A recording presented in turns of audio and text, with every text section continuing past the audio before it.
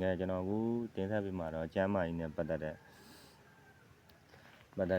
တုဒ္ဒလေးကျွန်တော်တင်ဆက်ပေးမှာဘလို့လူတွေနားထောင်နေလင်ငန်းဖြစ်ခြင်းတယ်လို့ခြေလောက်အေးထုံရင်ကြိုက်ခဲတာမျိုးသူအဲ့ဒါမျိုးတွေဒီအမျိုးလှုပ်ခြင်းယောဂကိုတော်တော်များများပျောက်စေတယ်ဗျအဲ့ဒီစာအုပ်ထဲမှာဆိုလို့ရှိရင်ကင်ဆာတို့ဘာတို့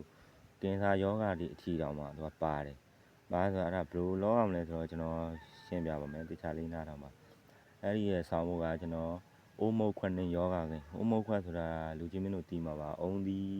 ဟိုတချမ်းခွဲဆရာအနစ်တွေထုတ်လိုက်ပေါ့ထုတ်ပြီးတော့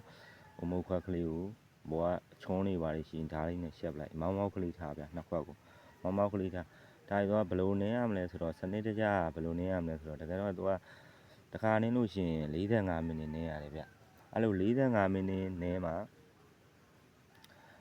သူ့ရဲ့စာညုံးထဲမှာပေါ့နော်45မိနစ်အနည်းဆုံးနင်းရတယ်အဲ့တော့ဘလို့နင်းရမလဲဆိုလို့စနစ်တကျနင်းရမလဲဆိုတော့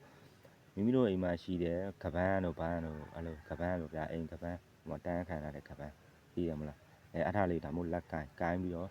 ခြေလောက်ကိုတကယ်တော့လက်ကိုမြှောက်ထားတာနော်အောက်ကိုဒါမှမဟုတ်ချနင်းလို့မရဘူးသူရဲ့စနစ်တကျအဲ့တော့အိုးမုတ်ခွက်ကိုဘယ်ညာလို့နင်းရနင်းတဲ့အခါမှာခြေလောက်လေးအင်းဆုံးဖွားလေကောင်နင်းမယ်ဒီမှာချက်300ပေါ့ဗျာ45မိနစ်ပဲမှာ400ရရင်400ပြီးရင်ချီမလာချီချောင်းထိပ်တွေကိုရွှေနေမယ်ချက်300ပေါ့ပြီးဖနှောင်းထိပ်တွေကိုရွှေနေမယ်3နေရာပေါ့ဗျအဲ့ဒီ3နေရာကိုဟို45မိနစ်မျှနေပေါ့မျှနေနေ့တိုင်းပုံမှန်လုပ်တဲ့အခါမှာကိုယ့်ရဲ့ခြေလောက်တွေက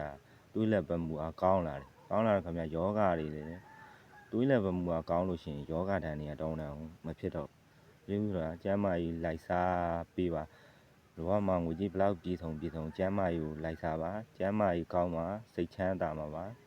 ငွေကြီးဘလောက်ပြည်ဆုံးကျမ်းမာရေးမကောင်းရင်စိတ်ချမ်းမသာပါဘူးအားကြောင့်ကျမ်းမာရေးကိုလည်းလိုက်စားပါလို့ကျွန်တော်